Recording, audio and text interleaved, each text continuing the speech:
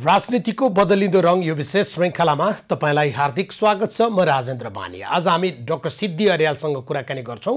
उहाँ जनस्वास्थ्यविद हुनुहुन्छ, नयाँ गठन भएको पार्टी साझा पार्टीका केन्द्रीय सदस्य हुनुहुन्छ। लामो समय विश्वका विभिन्न मुलुकमा बसेर उहाँसँग काम गरेको अनुभव छ। त्यही अनुभवका आधारमा नेपाल आएर यही केही गर्ने र त्यो सँगै राजनीतिक क्रियाकलापलाई अगाडि बढाउनका लागि उहाँ राजनीतिक कर्ममा संलग्न हुनुभएको छ।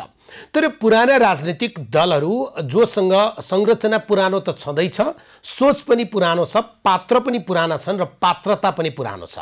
उनीहरूले जसरी सरकार सञ्चालन गर्नुपर्थ्यो, बेलाका हिसाबबाट उनीहरूमा जो प्रकारको योजना हुनुपर्थ्यो त्यो किन हुन सकेन? नीति र योजना सही भएनन् र तिनीहरूको कार्यान्वयनको बाटो सही भएन र गतिशील नेतृत्व भएन भने पक्कै पनि मुलुकले मुहार फेर्न सक्दैन। आजसम्म हामीले जो प्रकारका राजनीतिक परिवर्तनहरू प्राप्त गरेका छौँ, ती परिवर्तन अनुसार जनताका जीवनमा किन परिवर्तन भएन? मुलुकको समृद्धि किन हासिल भएन? साँच्चै गर्नु के पर्थ्यो? आज हामी यिनै विषयको सेरोफेरोमा कुराकानी गर्छौं डाक्टर सिद्धि अर्यालसँग। उहाँ हामीसँग सम्पर्कमा हुनुहुन्छ। डाक्टर साहब, स्वागत छ। नमस्ते राजेन्द्रजी, मलाई सुनिन्छ? एकदम राम्रो, हामी सुनिरहेछौँ। तपाईसँग आज हामी सबभन्दा पहिले चाहिँ एउटा जनस्वास्थ्य क्षेत्रमा लामो समय काम गरेको, तपाईले विश्वका विभिन्न मुलुकमा काम गरेको अनुभव छ। तथापि त्यो आज जो प्रकारको संक्रमण महामारी हामी भोगिरहेका छौँ त्यो प्रकारको महामारी त भएन, मलेरिया लगायतका विभिन्न विषयसँग सम्बन्धित भएर काम गरेको अनुभवका हिसाबबाट आज हामी जे गरिरहेका छौँ कोरोनाका विषयमा ठिकै गरिरहेका छौँ? रानजी धन्यवाद। अब सबैभन्दा पहिलो कुरा त मेरो यो तपाईको जवाफबाट नेपालमा अहिले अहोरात्र खटिरहनु भएको चिकित्सा कर्मीहरू, सुरक्षा कर्मीहरू, स्वास्थ्य कर्मीहरू सबैलाई धेरै धेरै धन्यवाद दिन चाहन्छु। किनभने जनमानसको लेभलबाट हाम्रो सरकारको विभिन्न निर्णयहरूप्रति हामीहरूले असमझदारी अथवा चाहिँ आफ्नो मनमा भएको नराम्रो कुराहरू व्यक्त गरिरहँदाखेरि दिनरात 18 घण्टा 20 घण्टा खट्ने हाम्रो चाहिँ स्वास्थ्यकर्मी दाजुभाइ दिदीबहिनीहरूलाई मनमा नराम्रो लाग्न सक्छ। यदि मलाई भने मतलब के भने नेपालमा कुनै कुनै राम्रो कामहरू भएको मध्ये चाहिँ हाम्रो खटिने व्यक्तिहरूले गर्नुभएको काम चाहिँ धेरै राम्रोसँग भइरहेको छ। अब सुधार गर्नुपर्ने पक्षहरूमा त धेरै छ। हाम्रो कतिपय एक्सपर्टहरूले पनि बोलिरहनु भएको छ, लेखिरहनु भएको छ। हाम्रो संक्रमण रोग विशेषज्ञहरूले पनि भनिरहनु भएको छ। आजको मितिसम्म मैले हिजो डाक्टर देवकोटाको तपाईँको मन्त्रालयबाट दैनिक रूपमा सुन्छु अपडेटहरू। हामीले चाहिँ नि 52,227 वटा आरडिटी परीक्षण गरिसक्यौँ अहिलेसम्म 7 वटा प्रदेशमा। पीसीआर परीक्षणबाट 13,850 वटा हामीसँग नतिजा छ।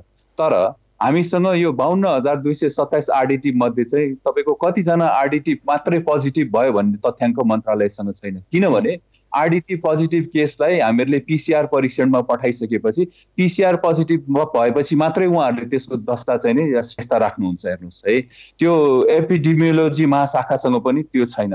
तर हाम्रो कतिपय केसहरूमा के देखिसक्यो भन्दाखेरि जस्तो दमककै तपाईँको चाहिँ नि ढुकुर पानीको केसमा के देख्यो, 34 वर्ष विदेशबाट आएको चाहिँ नि व्यक्तिबाट 62 वर्ष उनको चाहिँ नि बुवालाई संक्रमण सरेको हिसाबबाट पनि आरडिटी पोजिटिभ केसलाई पनि हामीहरूले इग्नोर गर्नु हुँदैन, त्यो श्रेष्ठतामा राख्नुपर्छ।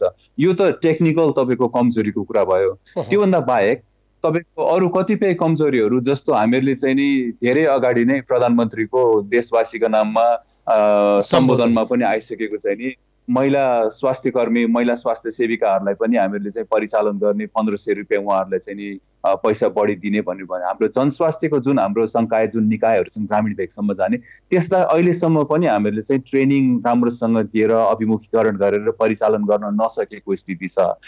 जति हामी तल जान्छौँ, केन्द्रबाट जति तल जान्छौँ, टेक्निकल हिसाबबाट चाहिँ त्यति नै अलिकति कमजोरीहरू देखिन्छ। जुन हिसाबले आइसोलेसन वार्डहरू बनाइएको छ, जुन हिसाबले मान्छेहरूको व्यवस्थापन गर्न सकिएको छैन, त्यो हिसाबमा चाहिँ अलिकति कमी कमजोरीहरू जस्तै तपाईँ हामीले कुराकानी गऱ्यौँ। सरकारले पनि भनेको छ, त्यस विषयसँग सम्बन्धित रहेर त सरकारलाई धन्यवाद भन्नुपर्छ होला।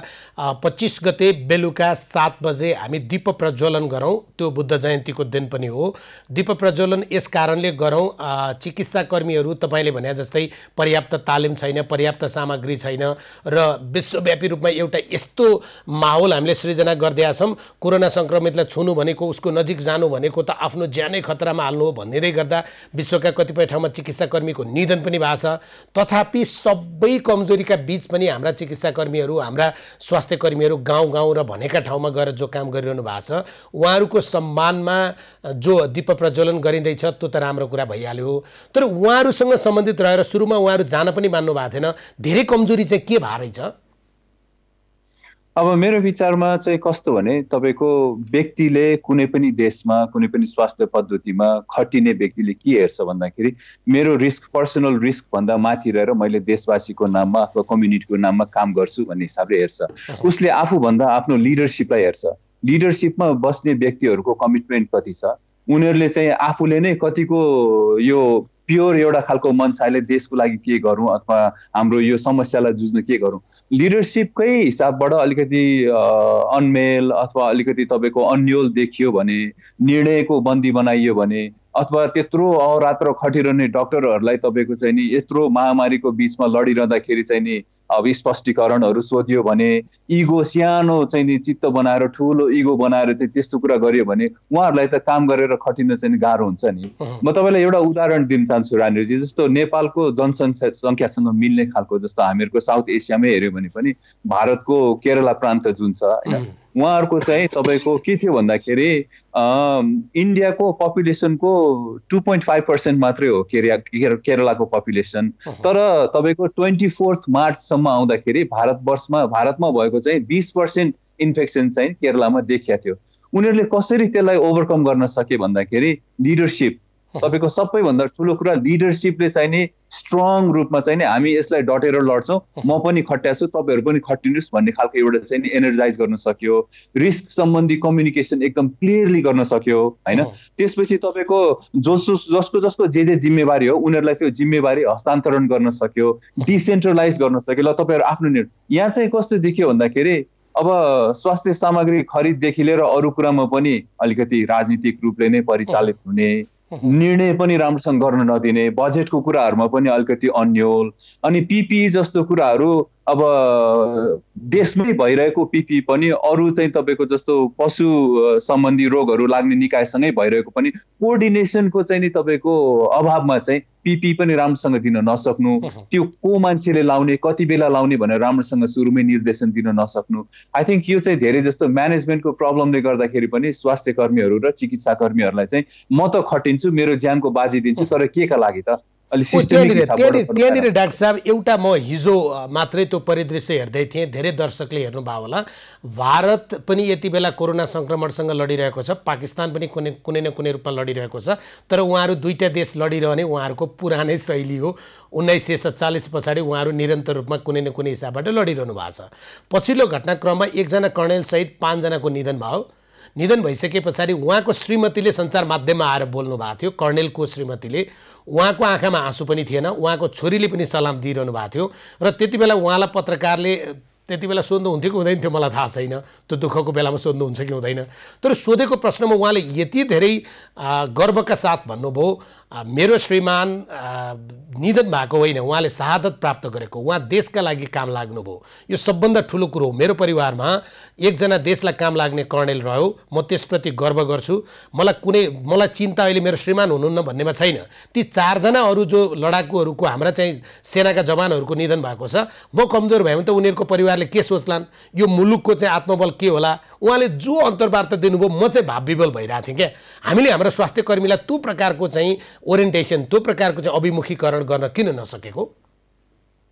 यो सबै कुरा आउँछ एउटै कुरामा अड्किन्छ राजेन्द्रजी। मलाई दुःखका साथ भन्नुपर्छ कि मैले पनि पाकिस्तानको प्रधानमन्त्री इमरान खानले यो कोरोना कोभिड-19 सुरु भइसकेपछि आफ्नो देशवासीको नाममा गर्नुभएको सम्बोधन र संवादहरू, देशवासीहरूसँग मिलेर गर्नुभएको संवादहरू मैले सुनेको थिएँ। हामीहरूले राजसी ठाटमा यहाँबाट सम्बोधन गर्छौँ देशवासीको नाममा, होटेलमा बस्न दिएको थियो, किन बोर्डरमा आएर चाहिँ बस्नु पर्यो भनेर हामीहरूले जनताहरूसँग बोल्छौँ यहाँको परिपाटी अनुसार, एकदम भव्य तपाईँको हिसाबबाट। उहाँले चाहिँ सुरुदेखि नै के भनिरहनु भएको छ भने खर्च घटाउँ, हामीले चाहिँ नि कन्ट्रिब्युट गरौँ, हामीले भलुन्टियरिजम गरौँ होइन। केरलाकै उदाहरण अघि दिइरहेको थिएँ, 2,50,000 त भलुन्टियर तपाईँको चाहिँ नि 24 वर्षदेखि 42 वर्षको बिचको क्रिमिनल हिस्ट्री नभएको मान्छेहरूलाई चाहिँ उनीहरूले तुरुन्तै परिचालन गर्न सक्यो। हामीहरूले त भनिरहेछौँ, सुरुदेखि भनिरहेछौँ, जनस्वास्थ्यविदहरू जति पनि यहाँ साथीहरू काम गरिरहनु भएको छ, कम्युनिटीलाई चाहिँ इन्भल्भ गराउँ, अझै राम्रोसँग अभिमुखीकरण दियो, छोटो तालिम दियो, गराउँ।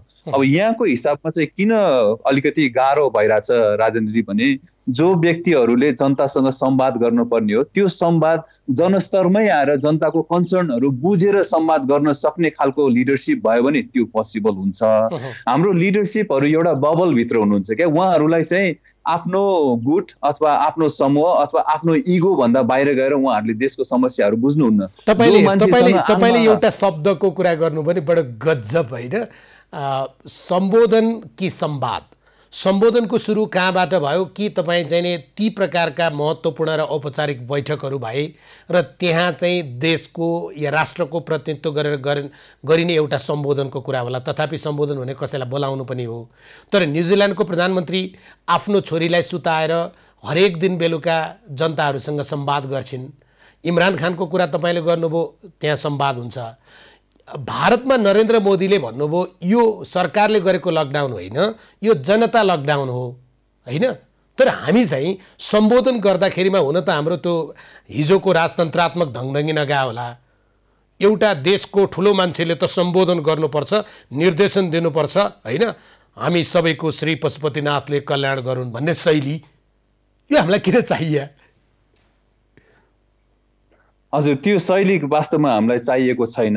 र अहिले चाहिँ जुन पनि मान्छेहरूमा देख्नु भएको तपाईँले चाहिँ अलिक नैराश्यता, अलिकति देशमा केही भएन होइन, जति पनि राम्रो कामहरू भइरहे तापनि होइन, despite of leadership, not because of leadership, लिडरसिपको डिस्पाइटबाट जति पनि राम्रो कामहरू भइरहेको थियो, जस्तो विगतको 3 वर्षमा नेपालको अर्थतन्त्रकै कुरा गर्नुभयो भने पनि तपाईँको हाम्रो सरदर चाहिँ 7% अर्थतन्त्रमा वृद्धि भइरहेको थियो। भैँचालोपछि धेरै जस्तो कुराहरू राम्रो भएर गइरहेको थियो। त्यतिवटा राष्ट्रिय गौरवको योजनाहरू छन् होइन, 2-3वटा, अब 2टा एयरपोर्ट नै सकिँदैछन्। हाम्रो ठुलो तपाईँको चाहिँ नि पावर प्लान्ट पनि अब चाहिँ तपाईँको जलविद्युत योजना पनि आउँदैछ होइन, यो वर्ष चाहिँ नि फुलफिल हुँदैछ तपाईँको।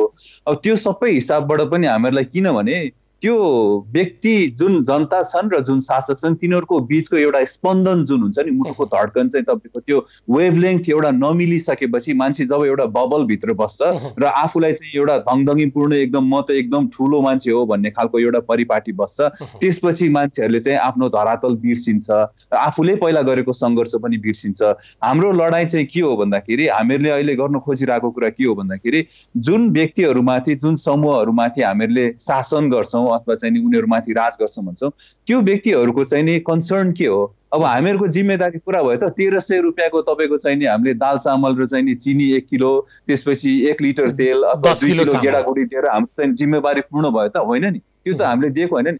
त्यो त के भने हाम्रो अर्थतन्त्रको कति छ होइन, त्यो अर्थतन्त्र मध्ये विप्रेषणबाट आउने कति हो? हेर्नुहोस्, 30% हाम्रो चाहिँ नि विप्रेषणको चाहिँ नि भार अथवा चाहिँ नि अर्थतन्त्रमा विप्रेषणको चाहिँ अंश हो त्यो होइन। 30% अंश चाहिँ तपाईँको चाहिँ नि मध्यपूर्वबाट चाहिँ अथवा चाहिँ साउथ इस्ट एसियाबाट, मलेसिया लगायत देशहरूबाट गर्ने व्यक्तिहरूले गर्ने।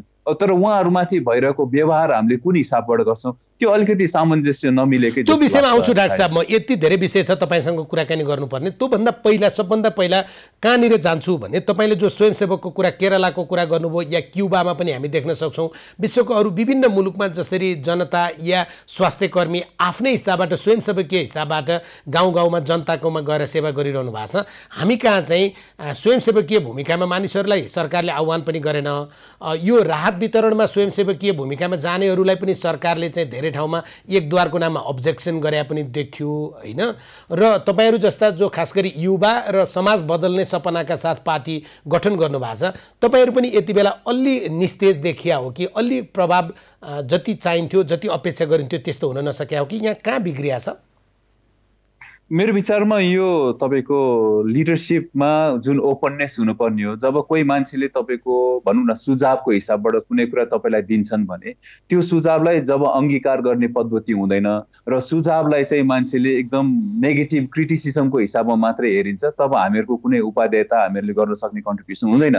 मन्त्रालयमा पनि मैले चिन्ने कतिपय साथीहरू, आफ्नो क्षेत्रमा विज्ञ साथीहरूलाई चाहिँ तपाईँको इन्फर्मल तपाईँको चाहिँ एउटा समूहहरूमा राखिएको छ। तर त्यो इन्फर्मल समूह र फर्मल समूहको बिचमा धेरै दूरी छ। हेर्नुहोस्, अहिले यही कोभिड-19कै रिलिफको क्रममा पनि मन्त्रालयको कतिपय फर्मल स्ट्रक्चरहरूमा हामीहरू जस्तो मान्छेहरूको पहुँच छैन है, जुन बाहिर बसेर प्राइभेट सेक्टरबाट अथवा आफ्नै फर्महरू चलाइरहेको, आफ्नै जनस्वास्थ्य सम्बन्धी काम गरेको व्यक्तिहरूको छैन।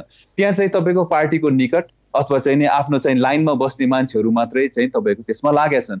र हामीहरूको एउटा कमजोरी चाहिँ के हो भन्दाखेरि त्यो खालको काम गर्ने परिपाटीलाई हामीहरूले भनौँ न मोडिफाई गरेर त्यसलाई चाहिँ नि फरक पारेर हामी भित्र छिर्नु नसक्नु हाम्रो कमजोरी होला। त्यहाँनिर त यस्तो देखियो नि डाक्टर साहब, तपाईँले भन्नुभयो नि, तपाईँलाई मानौ हामीले आलोचना गर्न खोज्या होइन, हामी सबैको आस्थाको केन्द्र हुनुपर्छ बालुवाटार प्रधानमन्त्री निवास होइन। प्रधानमन्त्रीको रक्षा सल्लाहकारको हुने, प्रेस सल्लाहकारको हुने, अर्थात् उहाँको राजनीतिक सल्लाहकारको हुने, विदेश मामिला सल्लाहकारको हुने भन्यो भने परराष्ट्र मामिला सल्लाहकार भने त त्यस्तो डिप्लोमेट हुनु पर्यो नि। तर हामी चाहिँ को गर्छौँ? पार्टी निकटको व्यक्ति। पत्रकार प्रेस सल्लाहकारको हुनु पर्यो, पत्रकारिताको यति धेरै चाहिँ दिग्गज र पत्रकारिता क्षेत्रमा भिजेको हुनु पर्यो, पार्टीको पत्रकारिता गरेको मान्छे। या त्यस्तो प्रकारको चाहिँ सल्लाहकार पनि तपाईँको सल्लाहकार होइन कि स्वकीय सचिव राखेको जस्तो सोध्छौँ नि त। त्यहाँ त फेरि पनि त्यही मानसिकताले काम गर्यो होला। त्यति मात्रै होइन राजनीति, तपाईँलाई पनि थाहा छ, यहाँ त सल्लाहकारको घेरा मात्रै होइन, हाम्रो नेपालको परराष्ट्र नीति र नेपालको चाहिँ विदेशमा गएर राजदूतको रूपमा काम गर्ने पनि नेताको सासू होइन, अथवा चाहिँ नेताको चाहिँ ज्वाइँ अथवा सालो अथवा चाहिँ जसले बढी पैसा तिर्छ त्यो मान्छेलाई बेच्ने खालको परम्परा छ। अब त्यो परम्परालाई तोड्न नसक्नु, अहिले जनस्वास्थ्यको हिसाबबाट पनि त्यही नै तपाईँको चाहिँ आफ्नो आसेपासे नजिकको मान्छे अथवा चाहिँ आफूले सेटिङ मिलाउन सक्ने मान्छेहरू होइन, विशेष गरी तपाईँको अहिले जस्तो वर्ल्ड ब्याङ्कको चाहिँ नि हामीले देख्नमा आयो 29 मिलियन US डलर्स बराबरको चाहिँ तपाईँको अहिले emergency response and health system preparedness project भनेर अप्रुभ भएको छ। हाम्रो लोन हो त्यो। अब त्यो लोनलाई होइन 3 तहको सरकारलाई कोअर्डिनेसन गर्ने, तपाईँको चाहिँ नि स्वास्थ्य तपाईँको कर्मीहरूले लगाउने PPE लगायत चाहिँ नि तपाईँको हेल्थ एन्ड हाइजिन सम्बन्धी प्रडक्टहरू, त्यो खालको अपग्रेडेसनको लागि लिएर आइएको त्यो पैसा हो होइन। त्यो पैसामा पनि अब त्यहाँ कुन कुन तपाईँको व्यक्तिहरू कुन कुन ठाउँमा चाहिँ यो त फेरि द्रुत गतिबाट अप्रुभ भएको लोन भयो होइन। यसमा चाहिँ प्रावधान छ। विश्व ब्याङ्क आफैले पनि यदि सरकारले रिक्वेस्ट गर्यो भने तपाईँको चाहिँ नि खरिद सम्बन्धी कुराहरूमा उसले आफैले पनि खरिद गरिदिन सक्छ। तर यो सरकारको आफ्नो भित्री कुरा भयो हो। त्यस्तो काममा जहाँ विज्ञता चाहिन्छ, जहाँ देशको लागि राम्रो तपाईँको सस्टेनेबल हिसाबले कुन कुन कुराहरू लिएर आउने ICU वार्डहरू हामीले डिजाइन गर्दाखेरि यो मात्रै होइन, यो पछाडिको लागि कसरी गर्ने भनेर सोच्न नसक्ने। अघिको केरलाको एउटा सानो म उदाहरण यसमै जोड्न चाहन्छु। 2018मा चाहिँ तपाईँलाई पनि थाहा होला राजनजी, निपा भन्ने एउटा भाइरस देखिएको थियो है 2018मा।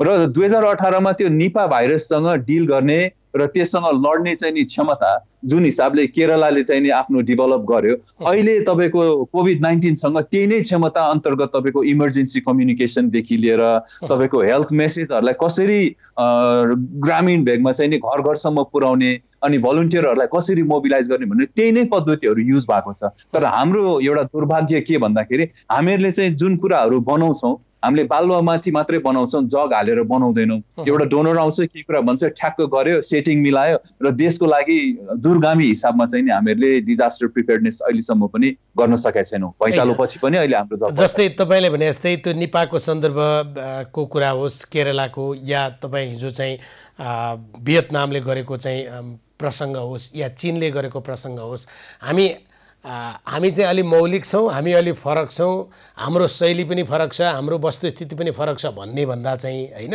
गर्दा चाहिँ केही पनि पारदर्शी रूपमा नगर्ने। अहिले तपाईँले भन्नुभयो जस्तै हामीसँग चिकित्सकीय सामग्रीहरू कति आए, कति स्टकमा छ, अब हामीलाई कति चाहिन्छ, कति सम्बन्धित क्षेत्रमा पुगेको छ, कति गरिरहेछौँ।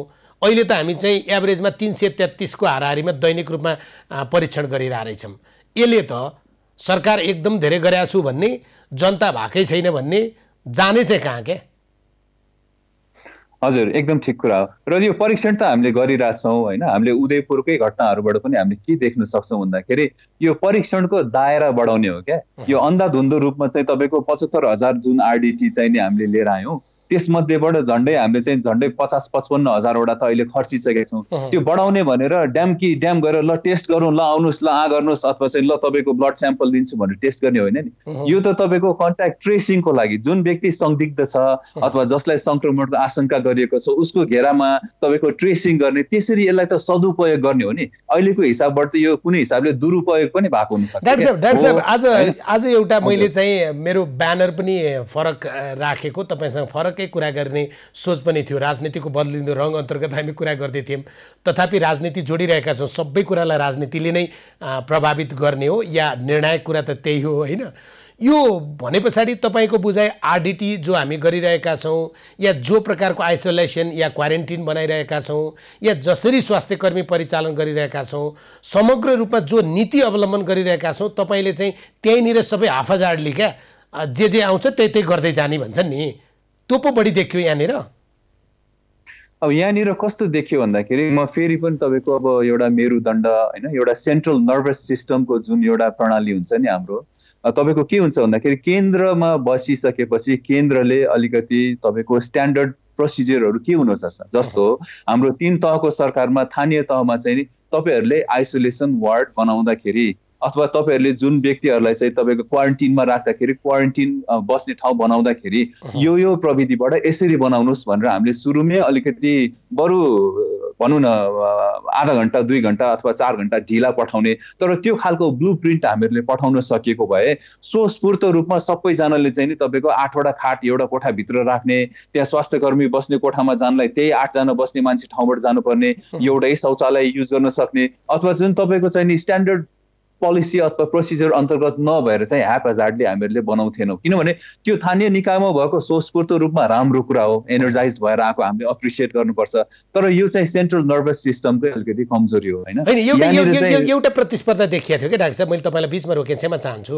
एउटा प्रतिस्पर्धा के देखियो भने चीनले आजको दिनमा यो गतिमा विकास गरेको देख्नुभयो, उसले 24 घन्टामा अस्पताल बनायो, उसले 72 घन्टामा अस्पताल बनायो भनेपछि हामी 50 घन्टामा भरतपुरमा अस्पताल बनाइदिउँ, हामी चाहिँ रूपन्देहीमा यतिमा बनाइदिउँ अथवा रोल्पामा यतिमा बनाइदिउँ भनेर हामी त प्रतिस्पर्धा पनि यस्ता कुरामा गर्छौँ नि त। तपाईँले भन्नुभएको थियो नि अहिले बनाएको संरचना 50 वर्षपछिका लागि पनि काम लागोस् भन्ने हिसाबबाट त हामीले कामै गरे देखिएन नि त।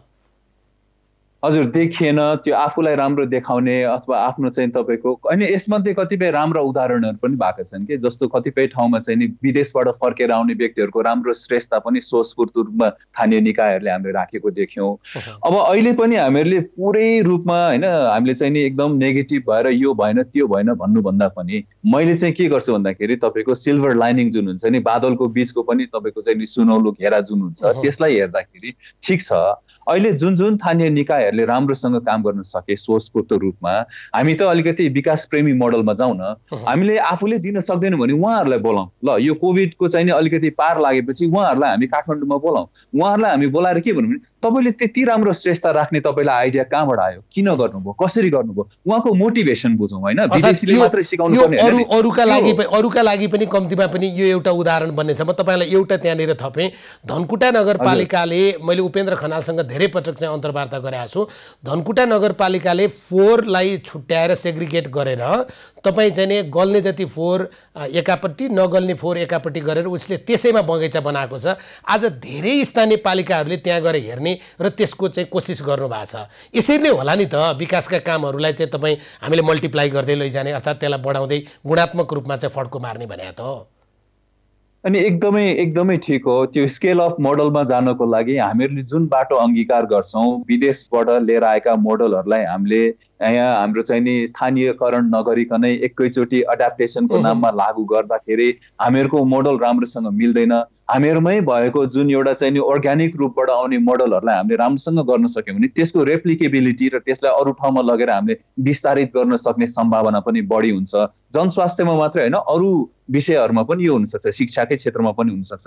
त्यस कारणले गर्दाखेरि यो सिल्भर लाइनिङ अहिलेको चाहिँ नि यो अँध्यारो बादलबाट के देखिन्छ भन्दाखेरि जुन ठाउँको पालिकाहरू र जुन ठाउँको स्थानीय निकायहरूले राम्रो काम गरे, इभन फेडरल लेभलमै पनि हामीहरूको स्थानीय निकायहरूसँग तपाईँको कोअर्डिनेट गर्ने हिसाबमा राम्रो काम गरेको मोडलहरूलाई चाहिँ हामीहरूले यसलाई राखौँ, हामीले यसलाई चाहिँ नि यसपछि नबिर्स्यौँ, यसलाई अझै हामीले बढाएर लिएर जाउँ। मेरो चाहिँ नि आशय चाहिँ त्यो थियो। अर्को चाहिँ जस्तै लकडाउन भन्दा अर्को त विकल्प हुने कुरै भएन, किनभने तथापि लकडाउन भनेको आजभन्दा 90 वर्ष अगाडि हामीले प्रयोग गरेको एउटा विधि हो। तर त्योभन्दा अर्को विधि यस्तो प्रकारको पेन्डेमिकमा महामारीमा हुँदो रहेछ, भए तपाईँहरूलाई थाहा होला होइन। तर लकडाउनभित्र पनि जे प्रकारका क्रियाकलापहरूमा सरकार सक्रिय हुनु पर्थ्यो, सरकार त आफ्नो पार्टीभित्रको चोचोमोचो मिलाउन पो सक्रिय भयो भन्ने आरोप पनि लाग्यो। टिप्पणी मात्रै गरेर पनि फेरि बसी बिहालो त चल्दैन होला। यो लकडाउनभित्रको जो प्रकारको चाहिँ संरचना गतिविधि देख्नुभयो, तपाईँको मन घरभित्र बसेर के भन्छ, ठिकै भइरहेछ भन्छ? मैले फेरि पनि लिडरसिपसँगै जोड्न चाहेँ होइन। त्यो हाई लेभल जुन हाम्रो चाहिँ नि कमिटी बन्यो यो लकडाउन लगायत अरू निर्णय गराउनको लागि, म तपाईँलाई एउटा एकदम म्यानेजमेन्टकै इक्जाम्पल दिन्छु है। मैले आफ्नो अन्तर्गत काम गर्ने कुनै एकजना आफ्नो कलिग अथवा स्टाफलाई ल यो काम गर्ने जिम्मेवारी तपाईँको भयो, तपाईँ राम्रोसँग गर्नुहोस् भनेर मैले चाहिँ नि जिम्मेवारी दिए जस्तो गर्ने, तर सबै डिसिजन मेकिङ तपाईँको फन्डिङदेखि लिएर प्रोक्युरमेन्टदेखि लिएर म्यानेजमेन्टको अरू एस्पेक्टहरूमा चाहिँ नि मैले आफ्नो भित्रै त्यसलाई बाहिरबाट नदेखिने तर भित्री रूपमा त्यो तार सञ्जालहरू आफ्नो अन्तर्गतमा राखेँ भने के हुन्छ भन्दाखेरि न उसलाई राम्रोसँग काम गर्ने अलिकति आफ्नो प्रतिभा देखाउने मौका मिल्छ, न त्यो काम राम्रोसँग प्रोसिजरली पनि अगाडि बढ्न सक्छ। हाम्रो यहाँ के छ भन्दाखेरि जुन संकाय हामीहरूले चाहिँ नि बनायौँ त्यो संकायको निर्णय गर्ने शक्ति नै म त क्वेसन मार्क लगाउँछु कि हाम्रो त्यो कतिपय हामीले देख्यौँ नि त यहाँको तपाईँको त्यत्रो ठुलो चाहिँ नि हामीहरूले अध्यादेश ल्याउने त तपाईँको मन्त्री परिषदमा ल्याएर ल यो साइन गर्नुहोस् भन्ने परिपाटीले ल्याउँछौँ भने तपाईँको त्यहीँ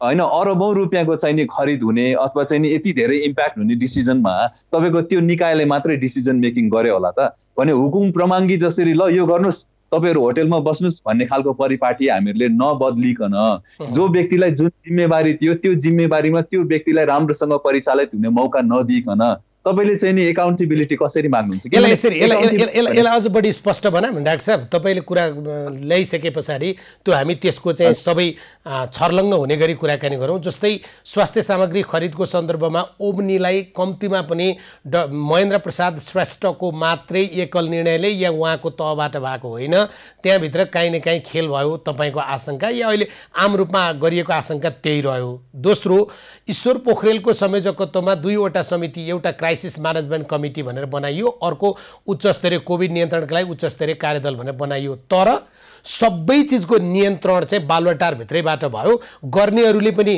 सम्पूर्ण मन लगाएर गर्न सकेनन्, जसले नियन्त्रण गर्यो उसले पनि यसलाई प्रभावकारी बनाउन सकेन। कुरा त्यही हो। त्यो त हामीले थियोरेटिकल मात्रै होइन नि, यो त वास्तवमा भएको पनि त्यही हो नि। माइग्रेन्टहरूलाई तपाईँ एउटा अर्को ओम्नी भन्दा बाहेक अर्को दिन्छु म, 1 मिनटमा तपाईँको प्रधानमन्त्रीको चाहिँ नि अफिसबाट फेसबुकमै तपाईँको ल घर जानको लागि हामीले निर्णय गऱ्यौँ भन्ने, त्यसपछि तुरुन्तै युटर्न गर्ने, त्यस्तो पनि हुन्छ परिपाटी। एउटा इमर्जेन्सीमा के हुन्छ तपाईँको क्लियर कम्युनिकेसन, एउटा जुन तपाईँले कुरा भन्नुभयो त्यसको रिपरकसन्स, त्यसको चाहिँ छालहरू तपाईँको माथिदेखि तलसम्म सबैतिर तरङ्गित हुन्छ। हामीहरूले त क्राइसिसको बेलामा हेर्ने के हो, लिडरसिपलाई हेर्ने हो। तर लिडरसिपले नै तपाईँको चाहिने अलिकति दिग्भ्रमित भएर ए यो बाटो गयो, होइन होइन यस्तो नगर्नुहोस् भनेर फेरि फर्काइएपछि निर्णयमा फेरि चाहिँ तपाईँको अरू अरू कुराहरू आइसकेपछि त हामीहरूले त विश्वास गर्ने आधार भएन। यो चाहिँ मलाई तपाईँको समस्या हो जस्तो लाग्छ। मैले व्यक्तिगत आरोप लगाएँ तपाईँलाई, फेरि पनि क्षमा चाहन्छु, मित्रका रूपमा आरोप लगायो भनेर मन बुझाउनु होला। यो तपाईँको समस्या हो। मैले किन भने तपाईँ नेपालको राजनीतिमा होमिएको झन्डै 1 वर्ष भयो। भएको छैन, हुन लाग्यो 9 महिना जति हुन। तपाईँ आउन साथ अन्तर्वार्ता गरेका थिएँ मैले, त्यस कारणले झन्डै 1 वर्षको यो समयमा तपाईँ त्योभन्दा अगाडि धेरै लामो समय विभिन्न मुलुकमा जानुभयो, त्यहाँका सरकार प्रभावकारी सरकारहरू हेर्नुभयो। यहाँ आएर राजनीतिमा आइसकेपछि राजनीतिक नेताको त जिब्रो त पिपलको पात जस्तो हुन्छ भन्छन् क्या। यहाँ त उहाँहरूले बोली फेरेको कुरालाई त सञ्चारकर्मीलाई पो दोष लगाइदिनुहुन्छ त। अब यसमा मेरो दोष कसरी भयो? राजनीति अलिक क्लियर भएन, क्लियर पारिदिनुस् न। तपाईले राजनीतिक नेताहरूले बोली फेरेको कुरामा उहाँहरूसँग त्यो प्रकारको जिम्मेवारी चाहियो नि, बोल्डनेस चाहियो नि भन्नुभएको छ नि त, त्यो कारणले भने। अब हेर्नुहोस् त्यो त हामीहरूले त्यस कारणले गर्दाखेरि नेपालमा जुन हिसाबले अहिलेसम्म एउटा राजनेता अथवा राजनीतिज्ञ अथवा चाहिँ तपाईँको एकाउन्टेबिलिटी भएको पोलिटिकल सिस्टममा जुन हिसाबले अहिलेसम्म हामीहरूले अङ्गीकार गर्न सकेका छैनौँ। हाम्रो सानो प्रयास, अब साझा पार्टी त सानो पार्टी हो, तपाईँलाई पनि थाहा छ, हाम्रो सानो प्रयास साझा पार्टी र अरू जति पनि हाम्रो चाहिँ वैकल्पिक दलहरू हुनुहुन्छ, पार्टीहरू हुनुहुन्छ, हाम्रो त्यही हो कि पद्धतिमा हामी चाहिँ अगाडि बढौँ, हुकुम प्रमाङ्गी स्टाइलबाट होइन, निर्देशनात्मक व्यवस्थाबाट होइन कि हामीहरूले चाहिँ ल देशमा यो इमर्जेन्सी पर्यो कसरी हेर्ने सबैजना हामी इन्भल्भ हौँ न त, कम्युनिटीलाई हामी इन्भल्भ गराउँ। अब यो पनि त देशको इमर्जेन्सीमा त सबै पार्टीहरू मिलेर सबै विज्ञताहरू राखेर अगाडि बढौँ भन्ने कुरा हो नि। तर त्यही कुरा राख्नु भएको थियो सम्भवतः तपाईँको संयोजक रविन्द्र मिश्रले या डाक्टर बाबुराम भट्टराईले पनि त्यो माग गर्नुभएको थियो। काङ्ग्रेसले चाहिँ आधिकारिक रूपमै कम्तीमा पनि सर्वदलीय संयन्त्रको कुरा गरेका थिएन, तर स्वयं पुष्पकमल दाहाल प्रचण्डले म प्रधानमन्त्री भए बनाउँथेँ भन्नुभएको थियो। प्रधानमन्त्री केपी ओलीले त्यसलाई तुरुन्तै खारेज गरिदिनु भयो। त्यो त उहाँहरूले सुन्न पनि चाहनु भएन होइन। हाम्रो त यस्तो छ नि त शैली। हजुर हजुर हो। अब त्यो उहाँले सुन्न नचाहनु भएको जुन एउटा भित्रको एउटा उहाँको चाहिँ हामी आफै गर्न सक्छौँ अथवा यिनीहरू केही पनि होइनन् अथवा हामीहरूले चाहिँ नि त्यत्रो निर्वाचनबाट हामीहरूले चाहिँ नि भोट लिएर आएको यिनीहरू को हुन् भन्ने खालको एउटा दम्भ र एउटा चाहिँ तपाईँको आपतकालीन स्थितिमा देशभित्रको सबै दाजुभाइ दिदीबहिनी मिलेर जाउँ भन्ने एउटा अप्रिसिएट गर्न खाले अथवा यिनीहरूले त हामीलाई सहयोग गर्न आइरहेछन् भनेर लिने एउटा सदाशयताको अभावले गर्दाखेरि मुलुक चाहिँ तपाईँको एक्सिडेन्टमा जान सक्ने पोसिबिलिटी छ होइन। आजकै दिनमा पनि तपाईँको चाहिँ 3टा अहिले हामीहरूले चाहिँ पोसिबिलिटी हेरिरहेछौँ नि त सिनारियो बिल्डिङको हिसाबबाट। एउटा त तपाईँको अबको 18 महिनासम्ममा राम्रो खालको विश्वसनीय भरपर्दो चाहिँ नि भ्याक्सिन डेभलप हुन्छ भन्ने मान्यता छ है। अब हामी जस्तो विकासोन्मुख र हामी जस्तो चाहिँ नि तपाईँको अलिकति रिसोर्सेस नभएको मुलुकको लागि के छ डर भन्दाखेरि अब भ्याक्सिन डेभलप भए पनि अहिले तपाईँले हेर्नुभयो भने सबैभन्दा धेरै केसहरू भइरहेको भनेको पश्चिमेली मुलुकहरूमै छ, अमेरिकामा छ, जर्मनीमा छ होइन, स्पेनमा छ, इटलीमा छ, युकेमा छ। अब भ्याक्सिनको लागि तपाईँको रिसर्च एन्ड डेभलपमेन्टको पैसा खर्च गर्ने मुलुकहरू पनि यिनै हुन्। चीनलाई एकैछिन पछि कुरा गरौँला। अब भ्याक्सिन के गरी डेभलप भयो भने त्यो भ्याक्सिनलाई चाहिँ तपाईँको संसारभरिकै जति विपन्न मुलुक भए पनि त्यसलाई इक्विटेबल हिसाबबाट त्यो भ्याक्सिन पठाउने चाहिँ हामीले के गरी राम्रो पद्धति राख्न सक्यौँ भने 18 महिना 20 महिनापछि हामीले भ्याक्सिन पाउलाौँ। सिनारियो राम्रो सिनारियोमा अहिले जस्तै हाम्रो केस लोड अलिकति कम भयो भने हामीले चाहिँ यसबाट त्राण पाउलौँ। यदि त्यो भएन भन्दाखेरि तपाईँको अर्को सिनारियो के भइरहेछ भने भ्याक्सिन चाहिँ तपाईँको इफेक्टिभ भ्याक्सिन आउन सकेन होइन र मान्छे रोगसँग लड्ने प्रतिरोधात्मक क्षमता चाहिँ बिस्तारै बिस्तारै विकसित हुँदै गइरह्यो भने पपुलेसन लेभलमा कुनै न कुनै हिसाबले बिस्तारै बिस्तारै चाहिँ यससँग लड्ने भने त्यसको लागि तपाईँको 2-3 वर्षसम्म अझै हामीले चाहिँ अन एन्ड अफ कुनै बेलामा लकडाउन, आइसियू माथि प्रेसर पर्यो, धेरै मान्छे मर्न थाल्यो भने फेरि त्यो क्षेत्रलाई लकडाउन, होइन भने त्यो खुलाउने, त्यो अर्को चाहिँ सिनारियो त्यो भयो। अब तेस्रो सिनारियोमा चाहिँ के हुनसक्छ भन्दाखेरि जुन हिसाबले अहिले तपाईँको चाहिँ यो एकचोटि कोभिड-19 भइसकेको व्यक्तिहरूको रोगसँग लड्ने प्रतिरोधात्मक क्षमतामै क्वेसन मार्क भइरहेछ नि। नेपालमा पनि अहिले 2-3 वटा पुनः संक्रमणको केसहरू आयो।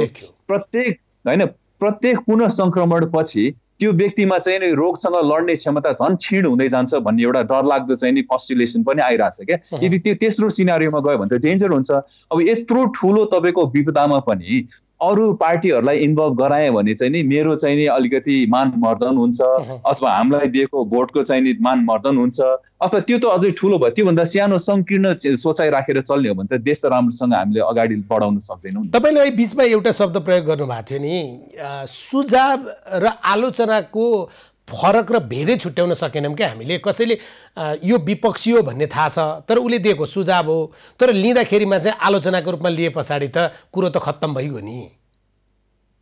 यो म एकदम यसलाई म स्पेसिफिक नै तपाईँसँग भन्न चाहन्छु है। अब जस्तो अहिले विपक्षी दल होइन, प्रमुख प्रतिपक्षी दल अब नेपाली काङ्ग्रेस होइन, त्यसकै सांसद पहिला स्वास्थ्य मन्त्री पनि भइसक्नु भएको गगन थापाजीले यो तपाईँको चाहिँ सुरु हुनुभन्दा अगाडि नै एकदम डिटेल्डमा होइन उहाँले चाहिँ पब्लिक हेल्थको एक्सपर्टहरूसँग पनि सल्लाह गरेर डिटेलमा यस्तो यस्तो गर्नु, यस्तो गर्दा राम्रो हुन्छ भनेर एकदम तपाईँको शालीन हिसाबमा गभर्मेन्टलाई सुझाव दिनुभएको थियो होइन। त्यो त आलोचना पनि थिएन, त्यो त सुझाव नै थियो।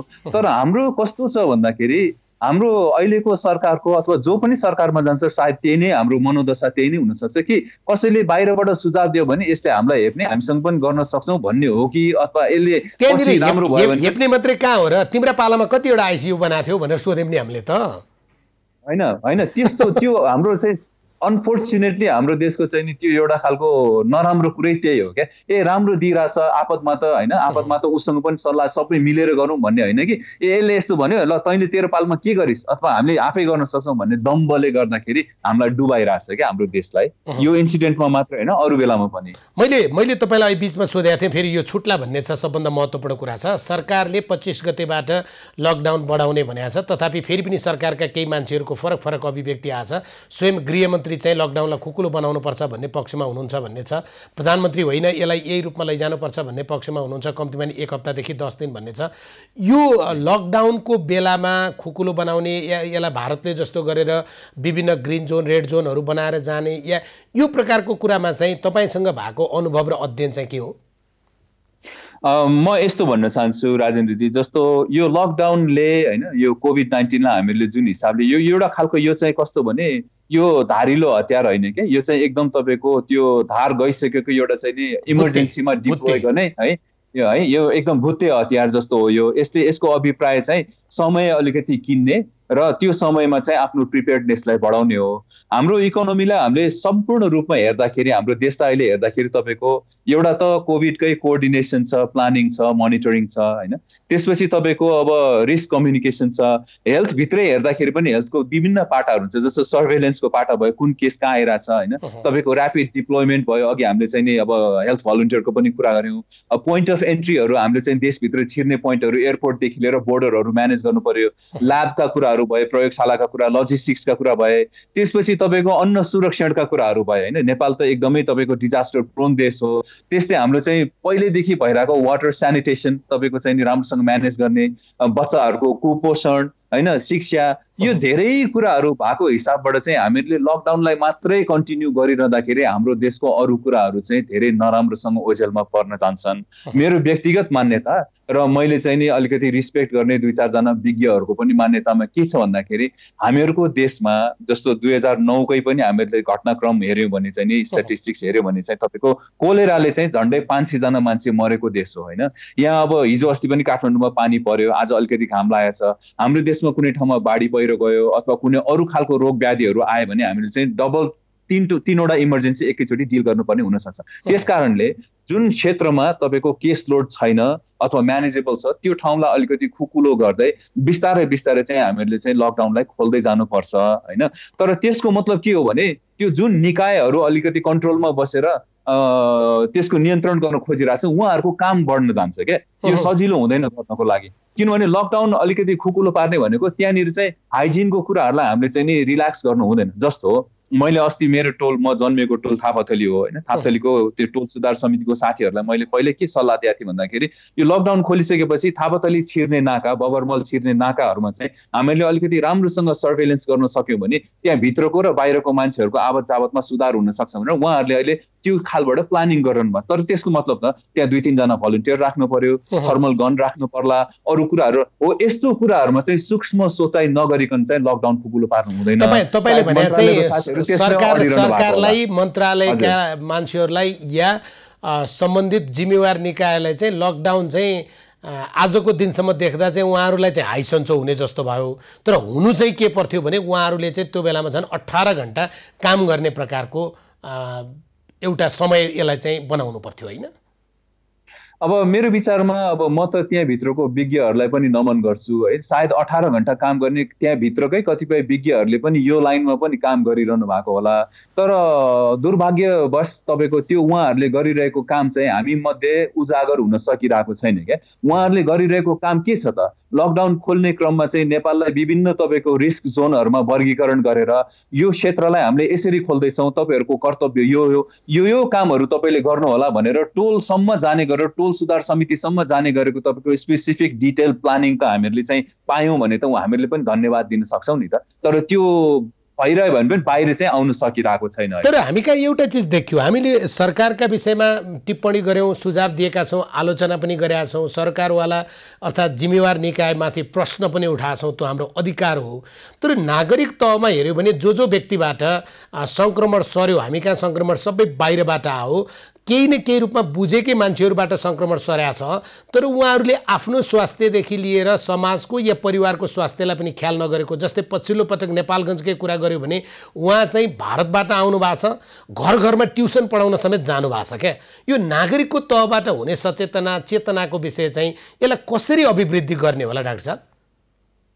यो त नेपाल मात्रै होइन राजेन्द्रजी, यो तपाईँको अरू मुलुकहरूमा पनि त्यही नै भएको होइन। यसको कोभिड-19 को एउटा एकदमै दुर्भाग्यपूर्ण एउटा चाहिँ पक्ष के छ भन्दाखेरि यसमा एसिम्टोमेटिक क्यारियरहरू नै तपाईँको यो चाहिँ ट्रान्समिसनमा चाहिँ नि भागी हुन्छन् के। जस्तो बाहिरी रूपमा हेर्दाखेरि स्वस्थ देखिए पनि भित्री रूपमा चाहिँ नि तपाईँको चाहिँ यसले चाहिँ ओरल्ली र अरू हिसाबबाट चाहिँ ट्रान्सफर भइरहेको हुनसक्छ।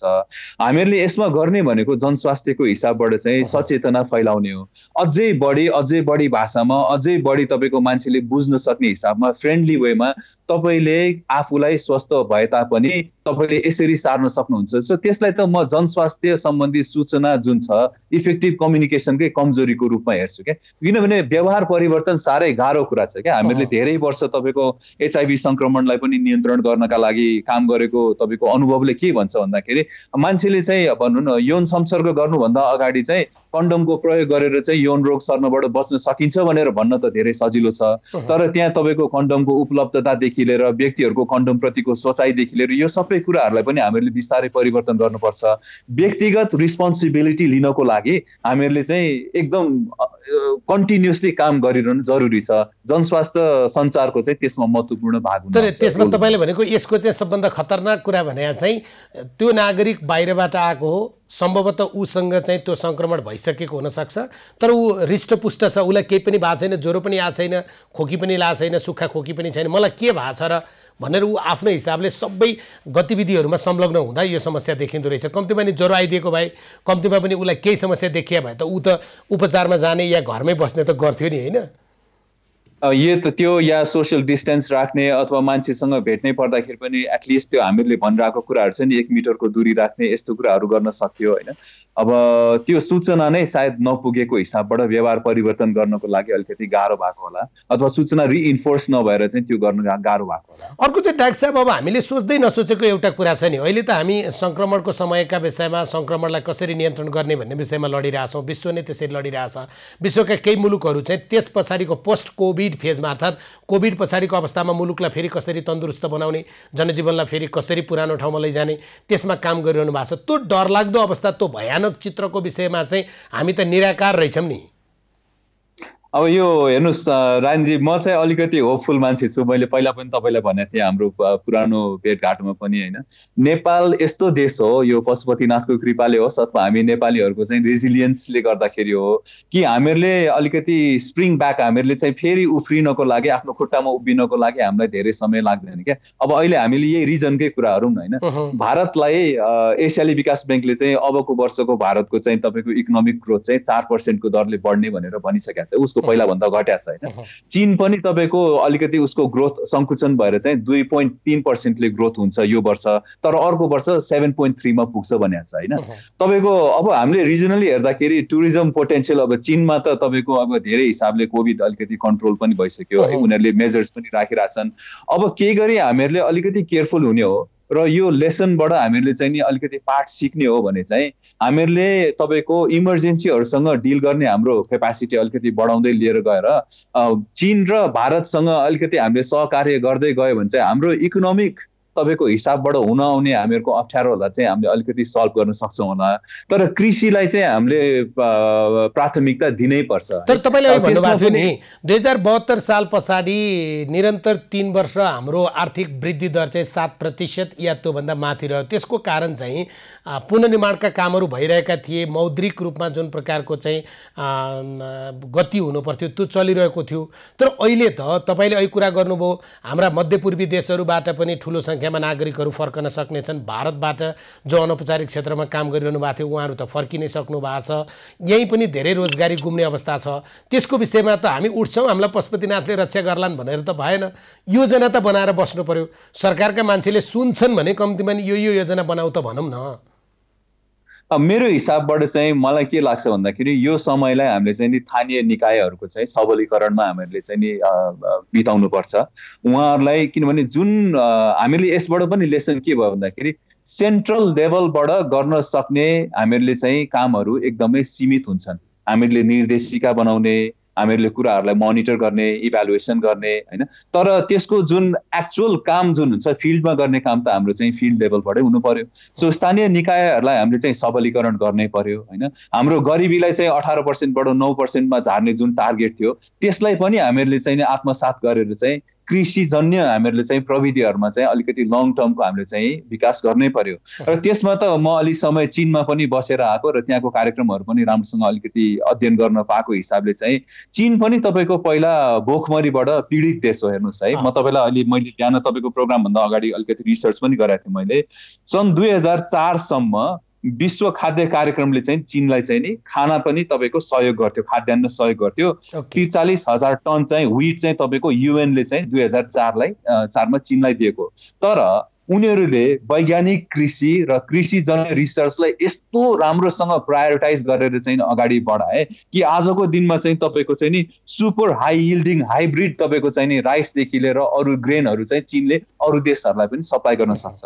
अब आफू पनि त्यहाँ बसेको अनुभवले चाहिँ तपाईँको कृषिजन्य जमिनको वर्गीकरणदेखि लिएर कृषिजन्य अरू कुराहरूको चाहिँ नयाँ नवीनतम प्रविधिहरूलाई चाहिँ हामीले चीनबाट सहयोगकै रूपमा पनि हामीले लङ टर्मको हिसाबबाट लिन सक्ने मैले चाहिँ पोसिबिलिटी देखिरहेको छु। तर एउटा गजबको अवसर, किनभने हरेक सङ्कटमा हरेक समस्यामा अवसर पनि सँगै आउँछ, त्यसलाई पहिचान गर्ने क्षमता महत्त्वपूर्ण कुरो हो भने जस्तै जसरी बाहिरबाट त इजरायलबाट होला या मध्यपूर्वका देशबाट होला या युरोपेली र अमेरिकी देशबाट होला जो नागरिकहरू जति सङ्ख्यामा भयो भने फर्कनु हुनेछ, उहाँहरू ज्ञान र सिप पनि लिएर आउनुहुन्छ नि। उहाँहरूलाई चाहिँ व्यवस्थापन गर्ने कुरा, अब तपाईँहरू जसरी आउनुभयो तपाईँहरू ज्ञान सिप लिएर आउनु भएको छ नि, त्यसलाई चाहिँ कसरी उहाँहरूलाई व्यवस्थित गरिदिने भन्ने कुराको पनि त प्लानिङ त चाहियो। हजुर, एकदमै महत्त्वपूर्ण कुरा उठाउनु भयो राजनजी। मैले अहिले व्यक्तिगत हिसाबबाट कुरा गरेर आएर यो प्रश्नमा चाहिँ म साझा पार्टीलाई पनि जोड्न चाहन्छु है। साझा पार्टीको केन्द्रीय कमिटीमा हामीहरूले चाहिँ बारम्बार गरिरहेको छलफल, यो बन्दाबन्दीमा पनि हामीले धेरै कार्यक्रमहरू गरेका छौँ। तर एउटा विशेष कार्यक्रम हामीले के गरिरहेको छौँ भन्दाखेरि अब चाहिँ नेपालमा फर्केर आउन सक्ने विज्ञता भएका र तपाईँको चाहिँ नि जुन अलिकति भनौँ न लेबरकै हिसाबबाट काम गर्ने चाहिँ नि जति पनि नेपाली दाजुभाइ दिदीबहिनी हुनुहुन्छ उहाँहरू दुवैको लागि त्यो हामीले के गर्न सक्छौँ, कुन कुन ठाउँमा गर्न सक्छौँ भनेर चाहिँ हामीहरूले चाहिँ सहकार्यहरू गर्ने चाहिँ ब्लुप्रिन्ट हामीहरूले अहिले बनाउँदैछौँ। सरकारलाई पनि हामीले त्यो उपलब्ध गराउँछौँ। त्यसमा हामीहरूले चाहिँ नि विभिन्न हाम्रो साझाको सञ्जालहरू जुन जुन ठाउँमा छन् विदेशमा पनि त्यो ठाउँहरूमा चाहिँ नि हामीहरूले डेस्कहरू स्थापना गरेर त्यो व्यक्तिहरूको विज्ञता के हो र नेपालमा चाहिँ उहाँहरू कुन ठाउँको हो, त्यहाँ चाहिँ के कसरी कम्युनिकेट गरेर चाहिँ समन्वय गर्न सकिन्छ भनेर चाहिँ हामीहरूले त्यो प्रोग्राम चाहिँ अहिले डिजाइन गर्दैछौँ। जस्तै अब यो सबै अवस्थाका बिचमा पनि तपाईँले एसियाली विकास बैङ्कको पनि कुरा गर्नुभयो, तथापि अन्तर्राष्ट्रिय मुद्रा कोषको अलिकति फरक छ अथवा विश्व बैङ्कको फरक हुन्छ। उहाँहरूको आफ्नो शैली जो प्रकारले अनुसन्धान र डाटाहरू खेलाउनुहुन्छ त्यो अनुसार फरक हुने कुरा भइहाल्यो। तर हाम्रो योजना आयोगको फेरि फरक छ, हाम्रो तथ्याङ्क विभागको चाहिँ फरक छ होइन। नेपाल सरकारमा चाहिँ एउटा आत्मबल चाहिँ देखिन्छ कि हाम्रो अर्थमन्त्रीमा आत्मबल देखिन्छ कि हामी सजिलै उठ्छौँ होला। उहाँप्रति तपाईँको सुझाव के हो? मैले त उहाँलाई व्यक्तिगत रूपमा भेटेको छैन होइन, उहाँसँग मेरो कुरा भएको छैन। तर जो व्यक्तिहरूले उहाँलाई व्यक्तिगत रूपमा चिन्नुहुन्छ साथीभाइहरूले, उहाँले चाहिँ विज्ञता एकदम राम्रो छ। तर कहिलेकाहीँ चाहिँ उहाँ अरूको कुराहरू चाहिँ अलिकति सुन्नलाई गाह्रो मान्नुहुन्छ, आफ्नो मात्रै विज्ञतामा भर पर्नुहुन्छ भन्ने मैले सुनेको छु है। त्यस हिसाबले चाहिँ मेरो विचारमा अलि अरूहरूको पनि तथ्याङ्कहरू र अरूहरूको पनि सूचना सम्प्रेषणहरू चाहिँ अलिकति ध्यान दिएर हेर्नु नै अहिले चाहिँ भनौँ न हितकर हुन्छ होला यो स्थितिमा। म यति मात्रै भन्छु। अन्तिममा तपाईँको पार्टीको प्रवक्ता, उहाँ मेरो पनि मित्र हो, अग्रज हो, तपाईँको पनि त्यही नै हो, प्राध्यापक डाक्टर सूर्यराज आचार्यको एउटा विज्ञप्ति, तथापि त्यो विज्ञप्तिपछि उहाँसँग हामीले यही कार्यक्रममा अन्तर्वार्ता पनि गऱ्यौँ। यो सत्ता चाहिँ अहिले परिवर्तन गर्ने बेला होइन, अहिले प्रधानमन्त्री हटाएर जानु हुँदैन भन्ने उहाँको चाहिँ खासो खास कुरा थियो। प्रधानमन्त्रीको बारेमा या नेकपाको बारेमा जति कुरा उठ्छ अब त अरू दलको गतिविधि पनि हेर्न पर्यो नि राजनीतिज्ञले, त कसरी हेरिरहनु भएको छ? मैले चाहिँ कसरी हेरिरहेको छु भन्दाखेरि डाक्टर सूर्यराज आचार्यको जुन भनाइ आयो, उहाँले चाहिँ नि 10जना नागरिकको हिसाबबाट जुन वक्तव्य बाहिर निकाल्नुभयो, हाम्रो पार्टीको पनि त्यसमा के धारणा छ भन्दाखेरि हामीहरूलाई पार्टीले अङ्कुश लाएर राख्दैन, व्यक्तिगत धारणा हामीले प्रकट गर्न पाउँछौँ। म व्यक्तिगत रूपमा यो भन्न चाहन्छु कि विगतमा तपाईँको 9 महिना सरकार परिवर्तन, 17 पटक प्रधानमन्त्रीको लागि चाहिँ नि निर्वाचनमा व्यक्तिहरू होमिने र प्रत्येक तपाईँको सत्ता परिवर्तन पछि आउने तपाईँको 3-4-6 महिनाको त्यो तपाईँको, म त अब राष्ट्रिय एड्स तथा यौन रोग नियन्त्रण केन्द्र सम्बन्धी बेलामा काम गर्थेँ, त्यहाँको महानिर्देशक चेन्ज हुनेदेखि लिएर स्वास्थ्य मन्त्रालयमा चेन्ज हुनेदेखि लिएर यो खालको पराकम्पन चाहिँ हामीले अहिले कोभिड-19सँग लड्दाखेरि चाहिँ नि ल्याउनु हुँदैन। त्यो नितान्त रूपमा देशको जतिसुकै खराबै भए पनि अहिले सरकार छ, जतिसुकै मानक मात्रै भए पनि एउटा चाहिँ नि व्यक्तिलाई हामीहरूले चाहिँ इङ्गित गरेर एकाउन्टेबिलिटीको लागि हामीले भन्न सक्छौँ, यो खेलमा चाहिँ नलागौँ। र अर्को महत्त्वपूर्ण कुरा राजनजी, 1 मिनटमा टुङ्गाइहाल्छु म, र त्यो प्रधानमन्त्री सकिसकेपछि गइसकेपछि पनि अरू को आउने भन्दाखेरि जुन जोगी आए पनि कानै चिरेको जस्तो त्यो 3-4 जनै मान्छेहरू प्रयोगमा आएर फेलियर भइसकेको मान्छे लिएर आएर चेन्ज गरेर त जनतालाई त सापेक्षिक रूपमा केही असर परेन। त्यो हिसाबमा चाहिँ हामीहरूले चाहिँ पर्सनली चाहिँ म त्यो धारणा राख्छु।